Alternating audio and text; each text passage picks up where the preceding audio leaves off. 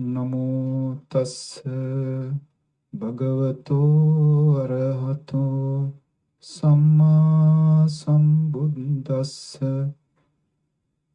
Namo tassa bhagavato arahato samma sambuddhassa.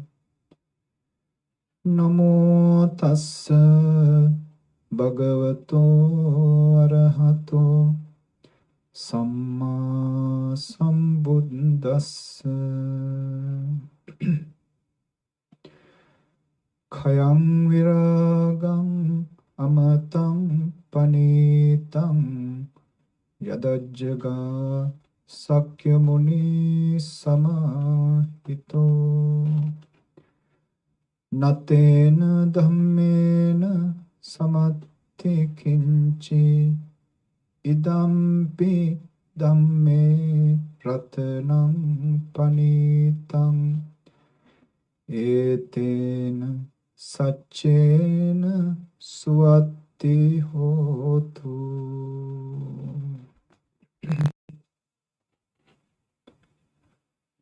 Friends and children in the Dhamma, Venerable Chief Reverend, Naikahamdur Venerable Sirs, welcome for our Saturday regular Dhamma talks. As you are well aware that we are continuing the series of Dhamma talks related to the Ratana Sutta, the Jewel Sutta. So today we continue with the verse Khayam Viragam Amatam Panitam Yadajjaga Sakyamuni Samahito. Sakyamuni. Muni is usually translated as the sage, but it has a very deep meaning. So it is worthwhile to explain this epithet for the Buddha because it carries a deep meaning within. Sakya, of course, his clan to which he took his last birth. The highest clan at that time, in the sense of the nobility by birth, even among kings, Shakyans were considered as a clan which is greater than all the rest of the kings at that time in India. So Buddha belonged to that clan called the Sakyans. And the sage is the Muni. Muni, if you translate into English on the literally, it means the silent one. Muni. Now we know mute is the one who doesn't speak. If you look at the origin, the mauna is the Sanskrit word. Mute is mutus. Mutus is the Greek word for that. And in relationship with the old French and many other ancient languages, we can see the relativity, connection between these words towards the word Muni. The silent one. But this silence is not the silence of a person who cannot speak.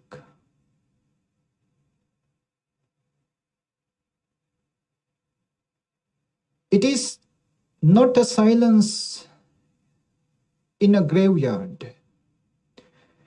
It is a silence in a pleasure park, a garden of flowers. So much of beauty is there. And that silence is brought out with the purity in his heart. What he achieved, what he realized, is not something that he can put into words. It's not something that verbally explained. It is beyond the three dimensions, and the words are just belong to that three dimensions. Therefore, he is mute. He has to be silent in his explanation of what he realized. All what he can do is to show the path, to explain the path, to achieve that goal. Not the goal, but the path. Not what it is, but how it is. Therefore, since he has to be silent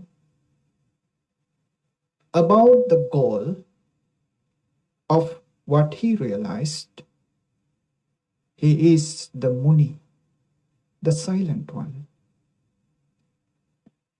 In another sense,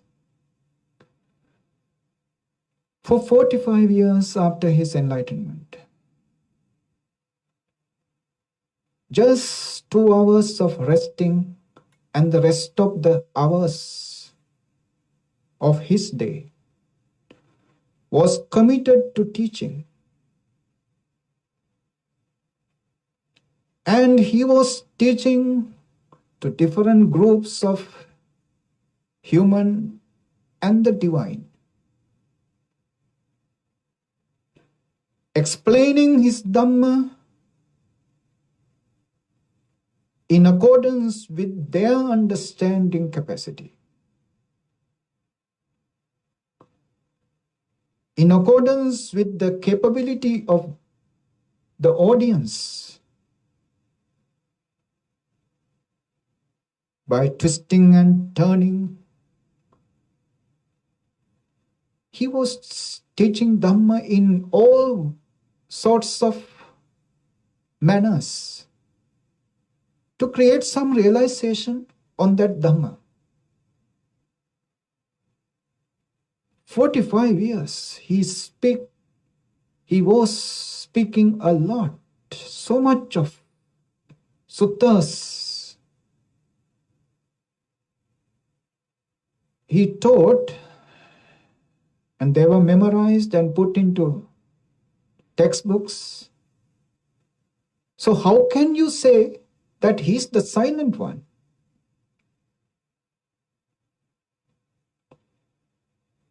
But all what he said, all what he taught did not came out from his mind. It came out of an immense silence.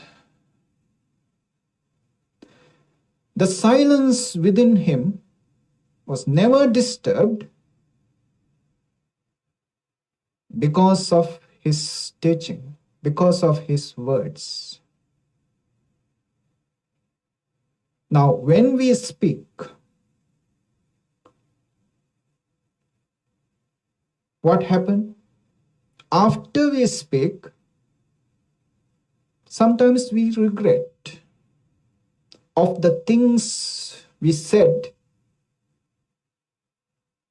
for we feel that those things are unnecessary or irrelevant. Those things shouldn't have said. We regret about that. And we also regret of the things we couldn't say. We should have said that. Why did I say this? Why didn't I say this? All sorts of regrets create a turbulence in us after we speak. It means that action of speaking created some residue within us to disturb us, to create a turbulence within us.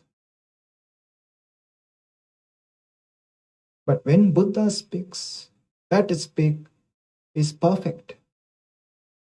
Because that speech did not came out of the mind. He just used the mind to get the information, what he wanted, not that he was used by the mind. When we speak, we are used by our mind. Our words are coming out of that mind, which is not concentrated, which is not purified, which is dispersed here and there. Such a mind will not allow us to give a speech, to talk to such a degree that we will not have any worries or regrets, or that we will not have to look back and check on what we talk. So for the Buddhas, his words are spontaneous and his words are perfect, and he doesn't have to look back, think back about what he said. His words doesn't disturb his silence. His silence continue. No matter for 24 out of 24 hours, though he speaks 22 hours, teach Dhamma for 22 hours, still his silence is not disturbed. So he is Muni. He is the silent one. His words doesn't have any effect on his silence. Third reason, his teaching, his Dhamma, brings people into silence. His path, his teaching begins with the silence, ends by becoming silent. Begins his practice based on silence, ends becoming silent. Silence is the beginning and the end. Silence is yin and the yang.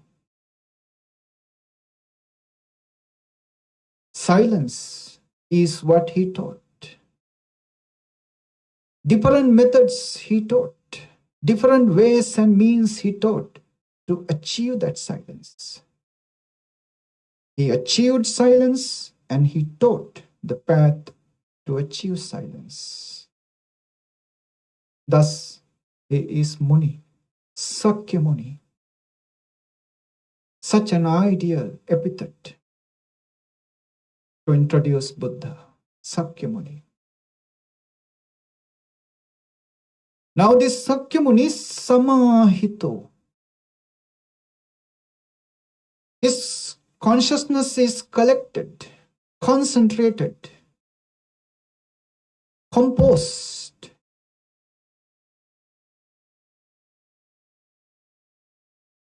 In that composed consciousness, Yadajjaga, Yang Ajjaga, if something realized, if something he has realized, with that composed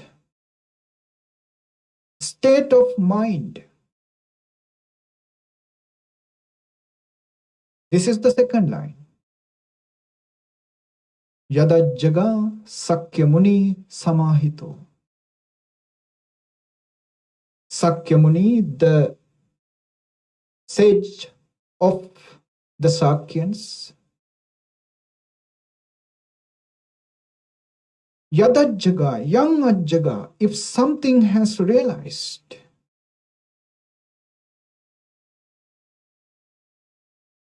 based upon the consciousness which is composed, concentrated,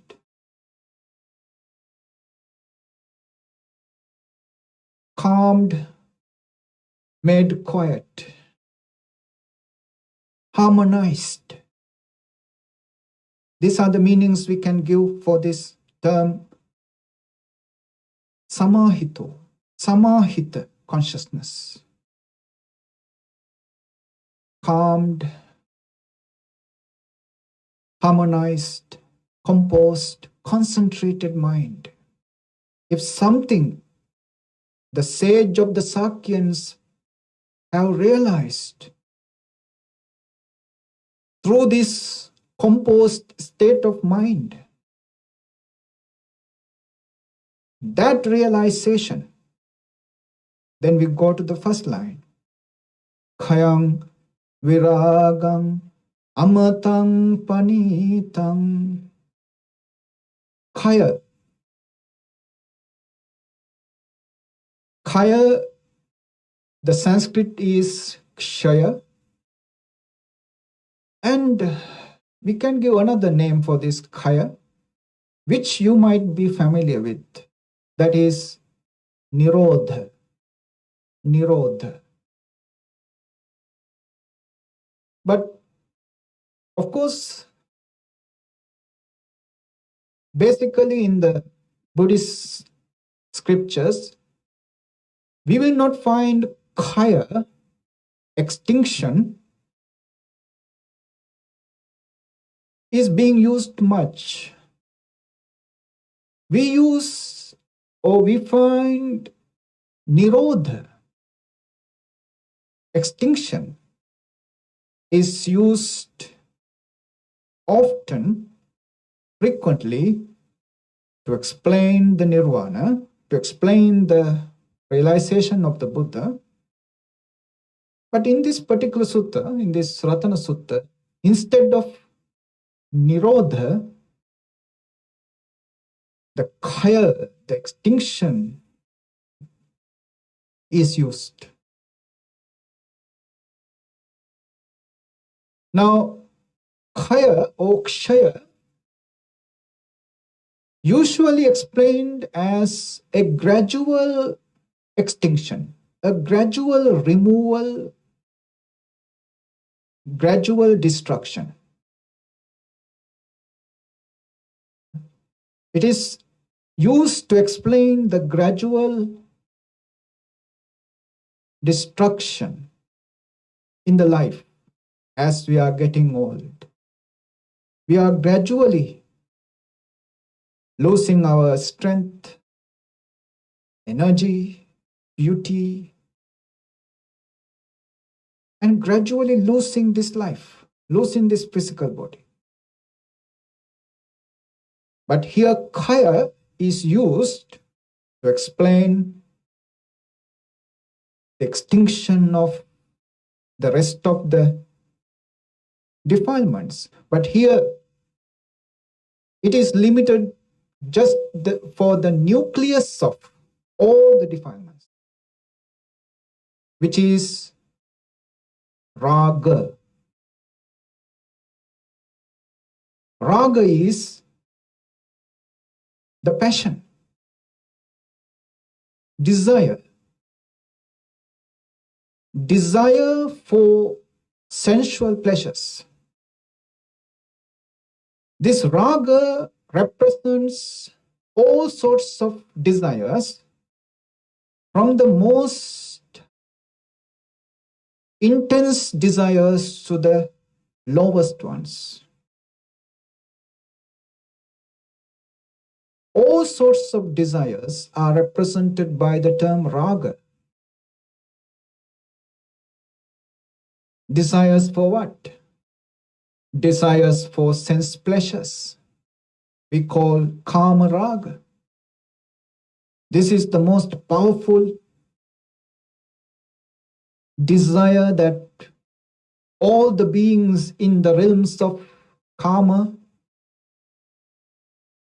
6 divine realms, human realm, and the 4 hellish realms.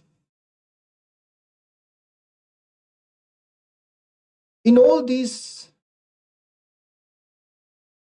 beings in these realms of sensual pleasures, kama loka, dominated by this desire, raga. It is to please the senses, the 5 senses.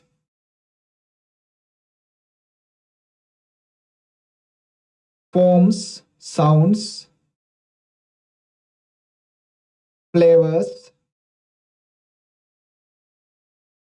smells, and tangibles, which are pleasing, which we are happy to receive.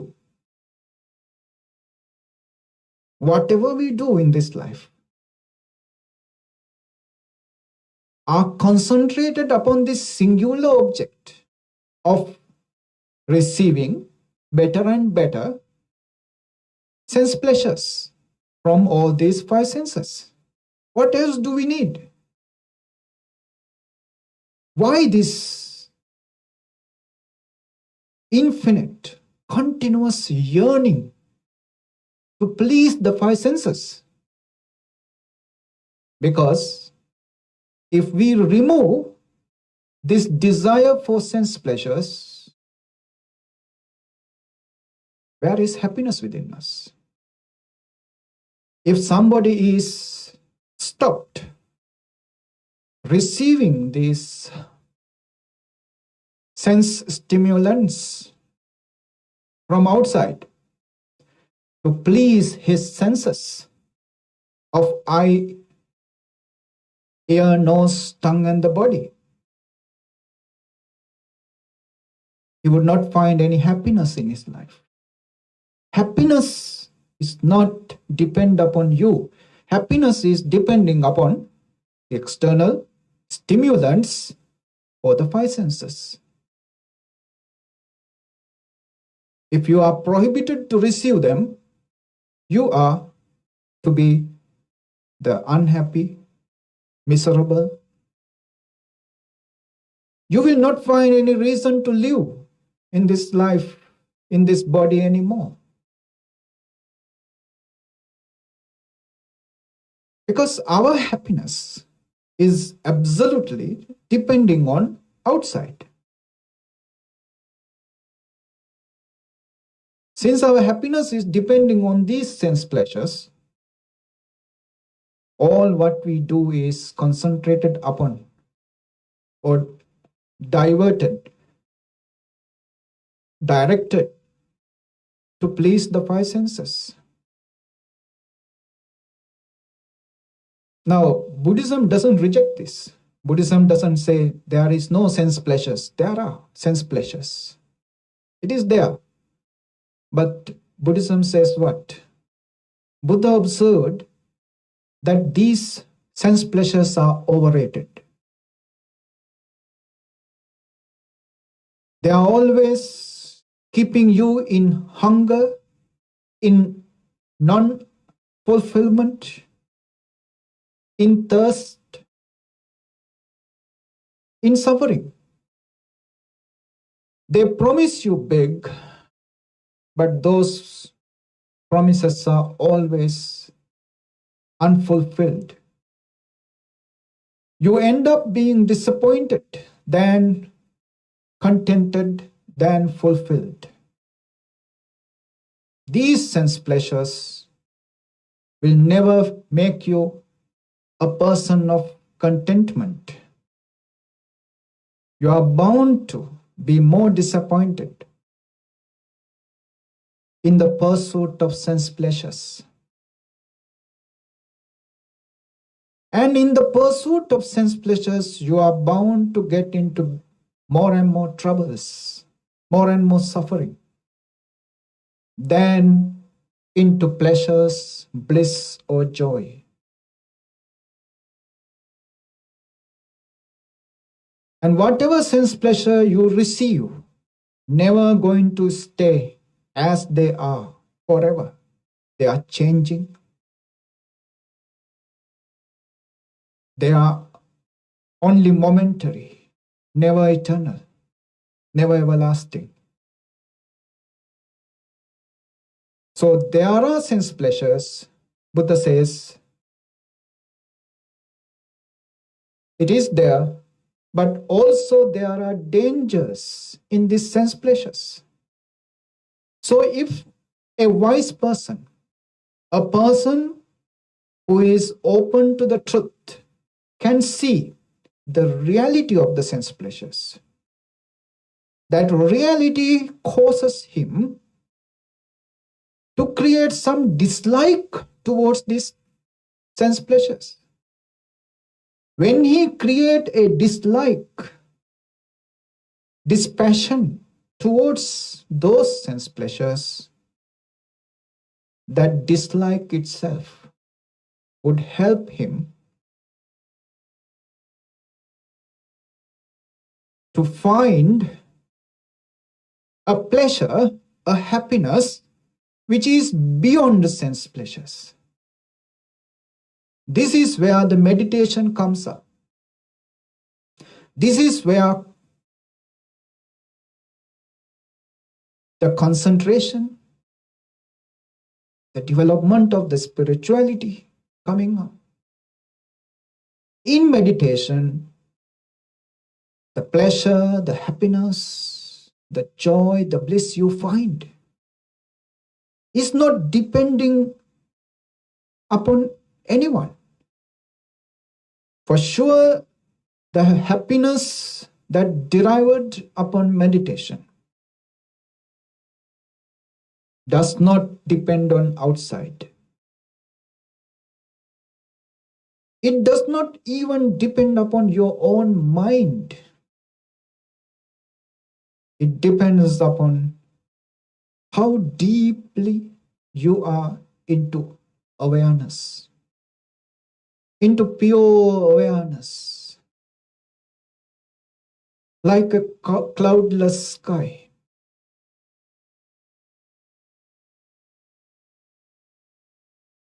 Absolute purity.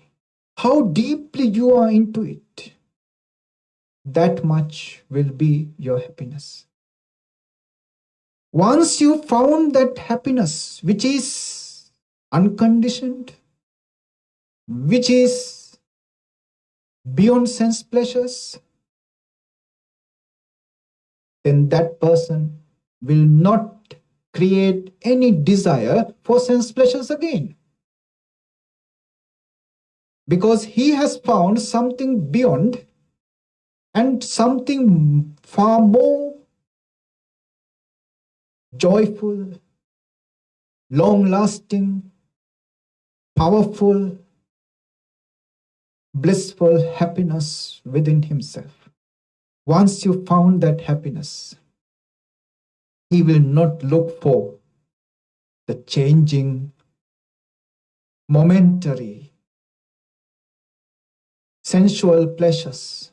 He will not find any happiness out of them. He will find the danger, the disastrous finale of those sense pleasures. He will not find any pleasure out of it. What does he develop? He develops viragam. Kayam viragam. Viragam. Devoid of passion. He may have compassion, but not the passion. He is out of that passion. He is just compassion towards the people who are submerged in passion. Only such a person who is out of the passion can be compassionate towards the people who are passionate, who are engulfed in the passion. Viragam. Amatang Panitang. Amatang. I'll give you another word very familiar to you. Nirvana. Amatang is Nirvana. But in this sutta, Buddha doesn't use, the Blessed One doesn't use Nirvana for enlightenment. He used the term Amata. This shows that this sutta belongs to the early part of the Buddha's ministry. One of the earliest suttas, Ratana Sutta. Because in the earliest suttas, Buddha did not use nirvana for enlightenment. He used amata. Even the Brahma Sahampati, when he invited the Buddha to go and preach the Dhamma for the worldlings, for their liberation, then Buddha says, the door to the deathless is opened. He used amatam, deathless. He did not use nirvana there. So it indicates this sutta is one of the earliest suttas that the Buddha taught. Amata is amata, where there is no death. Amata. If you translate in another context, it can find that amata is immortality, deathlessness. But this deathlessness indicates the fact that it also birthless. It is not just deathless, it is also birthless, because where there is birth into a composed body, composed physicality, there is an end for that composed physicality sooner or later. So if the life arises, that life cannot last forever. That life must end. So when Buddha says amatang, deathless, is for nirvana, it doesn't mean somebody who took the beginning of a life lives forever. It means he has ended this process of coming into a new life and then dying and taking rebirth somewhere. This continuous process is over. Of course, as I said before, why Buddha is called the Silent One? One reason is what he realized is impossible to put into words. Words are not enough to explain what he realized. So also the Nirvana. Now, even nirvana means vana, the desire, attachment, craving. Whatever bondage you name, that is vana. Nir, destruction. Destruction of that bondage, attachment, craving is nirvana. Now, it is all in the negative sense. Even immortal. Mortal is what we know. What we don't know is immortal. It is explained in the negative sense. Connotation is negative. Why? Because they are beyond our imagining, beyond our thinking, beyond all what we know. If we explained, for example, nirvana as peace, harmony, still that peace or harmony we know is limited to this world and limited to our experiential level. The peace you achieve at the nirvana, at all the removal of psychological bondages, is unimaginable, ununderstandable.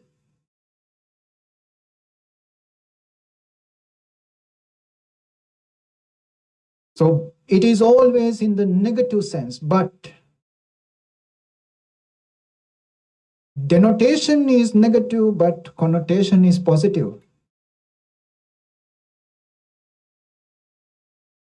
Negative to the surface level, but hidden meaning, the meaning beyond is positive.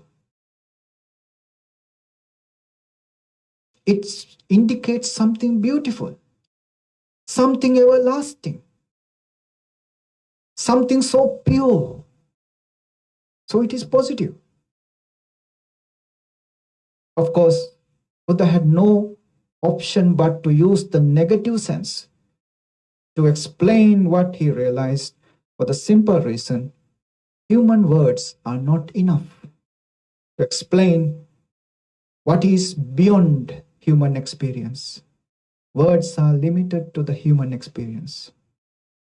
Always negative connotations are there.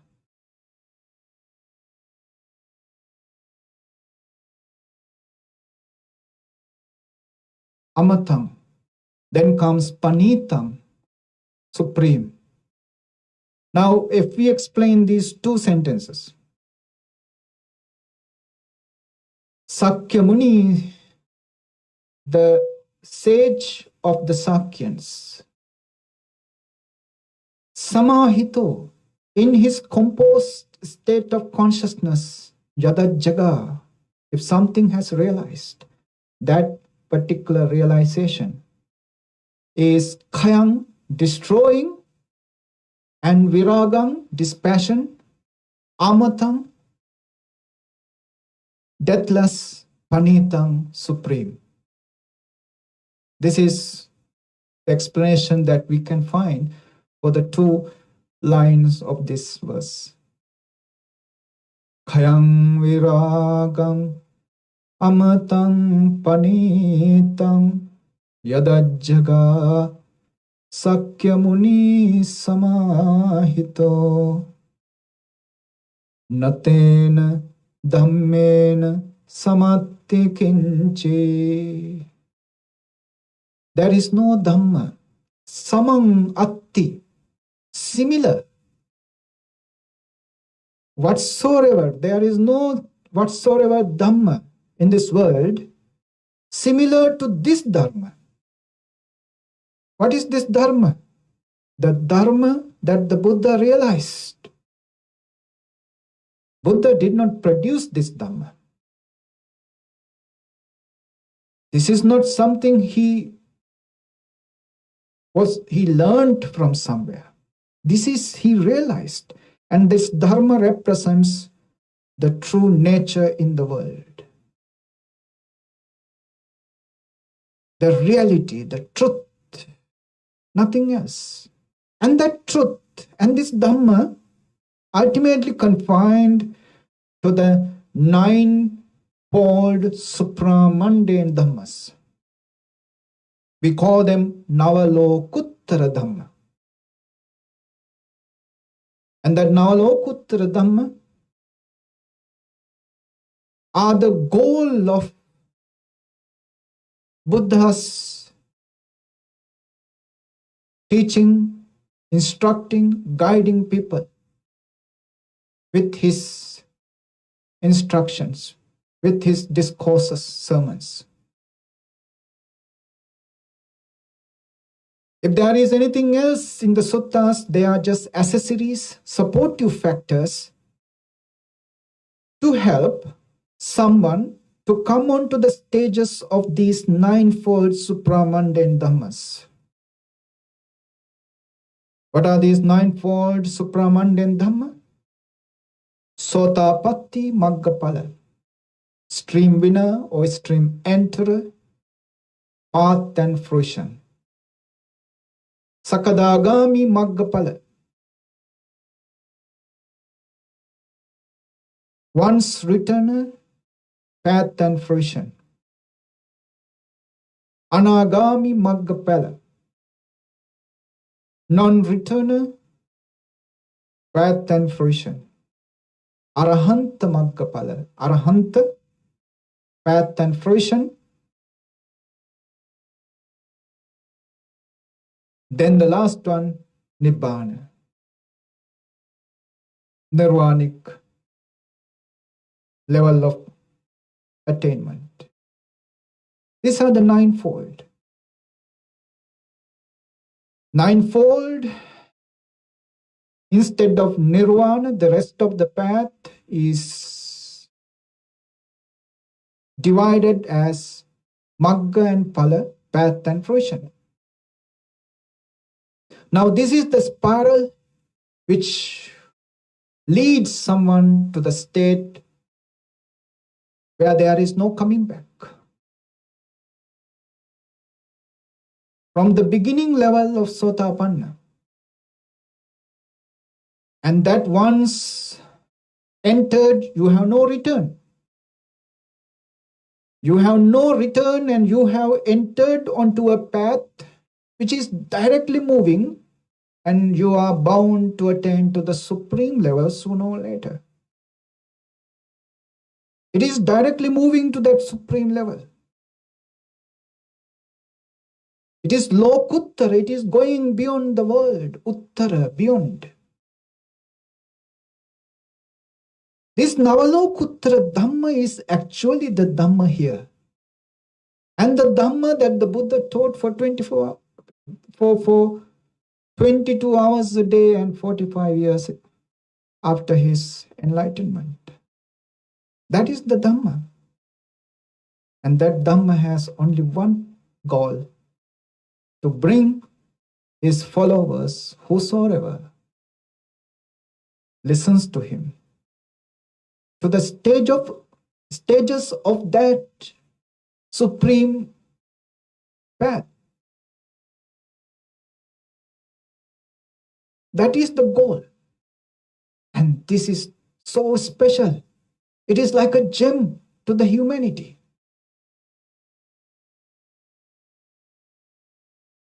This quality of the Dhamma is a gem. Now in this sutta, you can find Ratana Sutta. When Buddha says Dhamma Ratanam or Sangha Ratanam, Buddha Ratanam here, it is not that Buddha is a particular valuable object like gem, Ratanam, a jewel. Each of these stanzas point out the precious and valuable qualities of the triple gem. And this precious quality is like a jewel, something so beautiful and magnificent, something to adorn and beautify your life. This is what happened. When you have a jewel, the purpose of having that jewel or wearing that jewel is to beautify yourself, to bring some value to your life with the use of that jewel. And Buddha points out, when you bring that jewel to your life,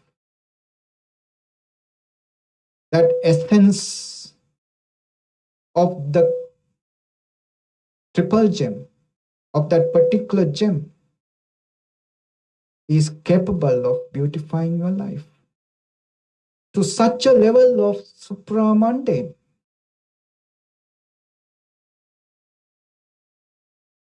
Natena dhammena samattikinchi. That supramundane Dhamma is not similar to any kind of Dhamma, any kind of precious thing in the world. This is the ultra highest, supreme precious jewel that you can receive to your life, because if you receive this precious jewel to your life, you will be entered into one of the stages of the Supramande, Lokuttara Magga. And that Lokuttara Magga is destructive to all sorts of passion, and you become passionless, viragam. It is bringing you beyond the levels of death. You are gone beyond the death, beyond mortality, and you become immortal.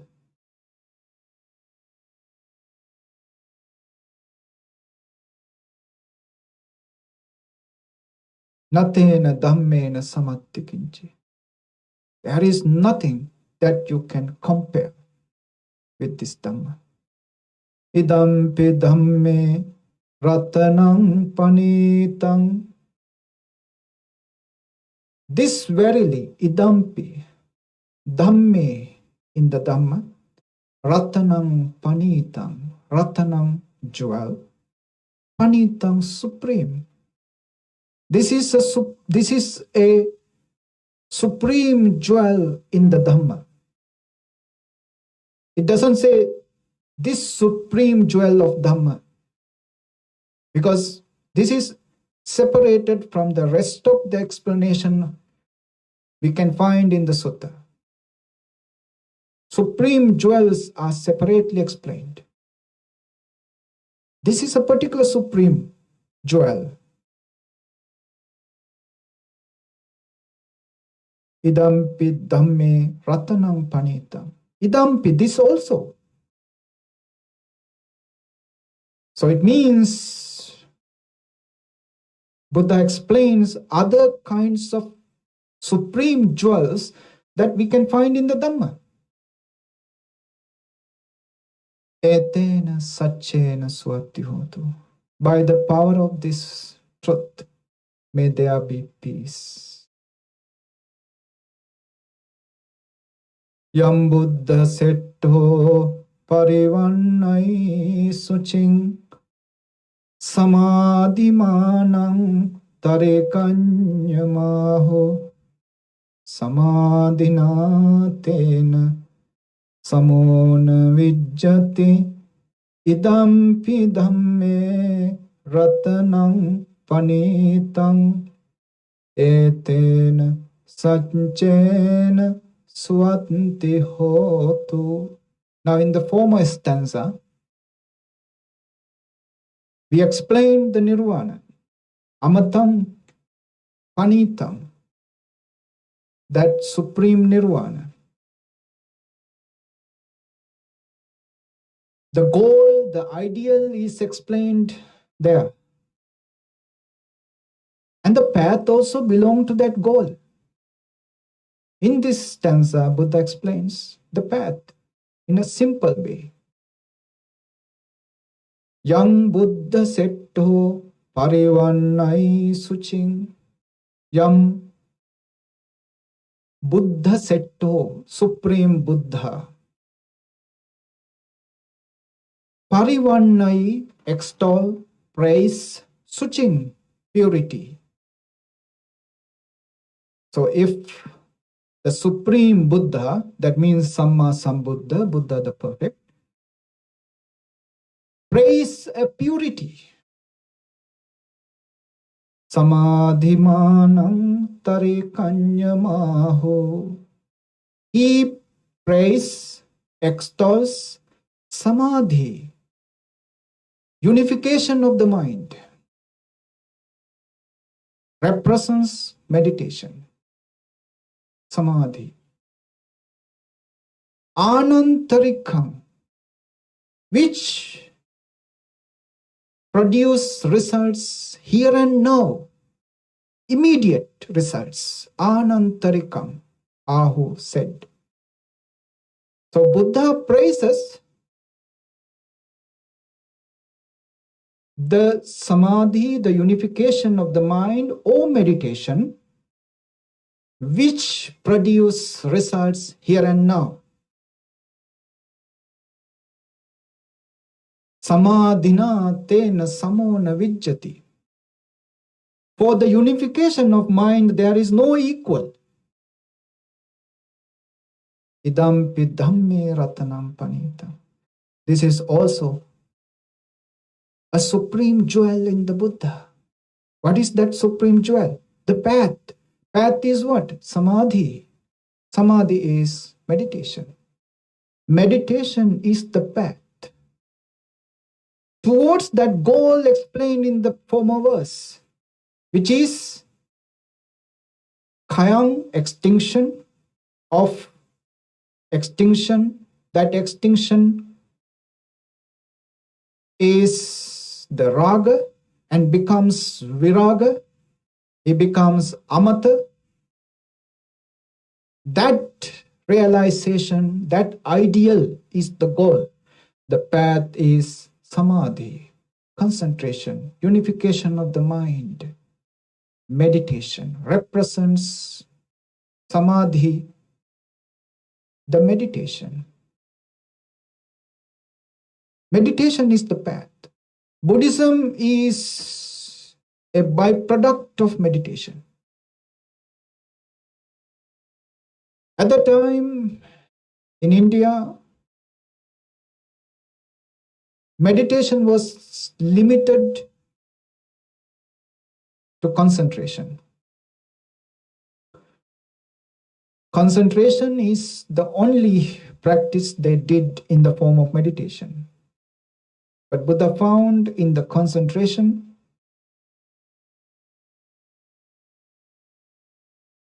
you suppress the defilements and achieve a purity. Defilements are suppressed. In that suppression of the defilements, you achieve a certain clarity, purity in the mind. But that purity is so impermanent, fragile, evanescent, because suppressed defilements are waiting to take a revenge upon you. Suppression is not the path for the extinction of passion, to achieve passionless viraga. So they have developed to the utmost level of concentration, but still their defilements are untouched. Blessed One, as the unenlightened Bodhisattva, he understood there must be another technique, another method to get rid of those suppressed defilements, those defilements lying within, hidden inside.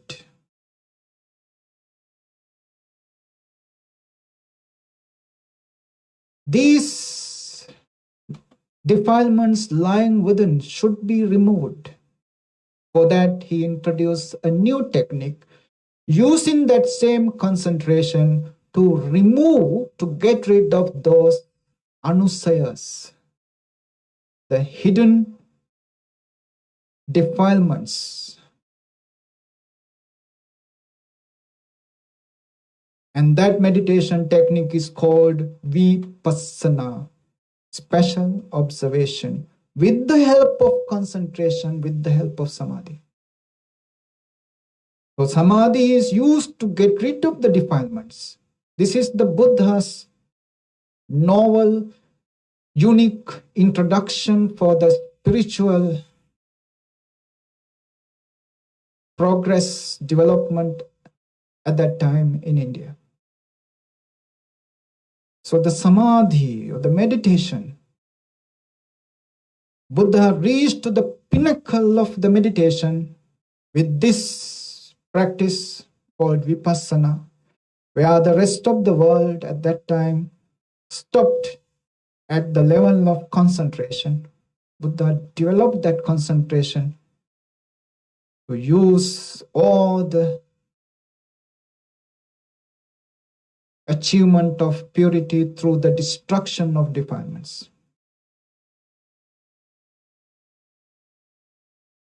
Meditation is the beginning. Meditation is the end of the Buddhist practice. Without meditation, there is no Buddhism. Buddha reached to the pinnacle of consciousness with the help of meditation. So in this verse, Buddha explained the path. In the former verse, Buddha explained the goal. And the path is a jewel, goal is a jewel, supreme jewels in the world.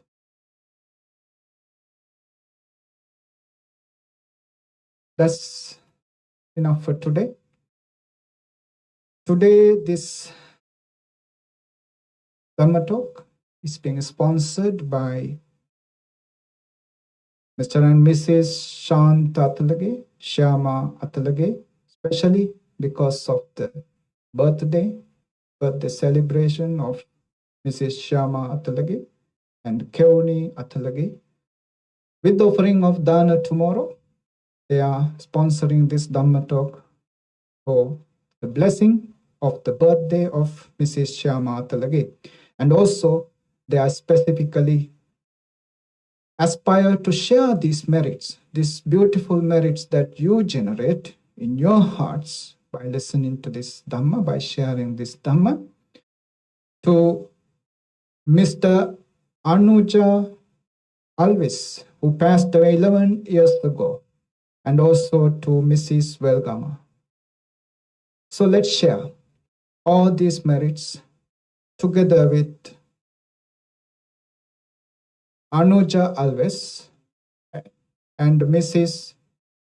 Welgama, wherever they are, however they are. May they be rejoiced with these thoughts of merits. May their present existences become blissful, happy, and peaceful.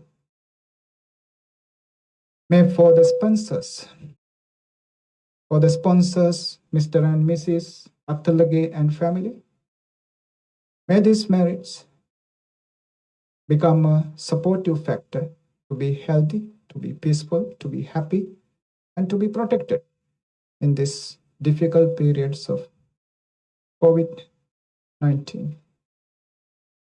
Let's share these merits with our departed ones, together with specifically mentioned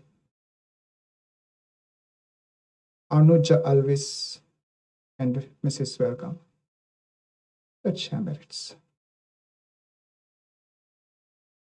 Idamme jnatinam hotu sukhita hontu jnatayo. Idamme jnatinam hotu sukhita hontu jnatayo. Idam me jnatinam hotu sukhita hontu jnatayo. Akasatta ca bummatta devanaga mahiddika punyantang anumoditva chirang rakkhantu loka sasanam.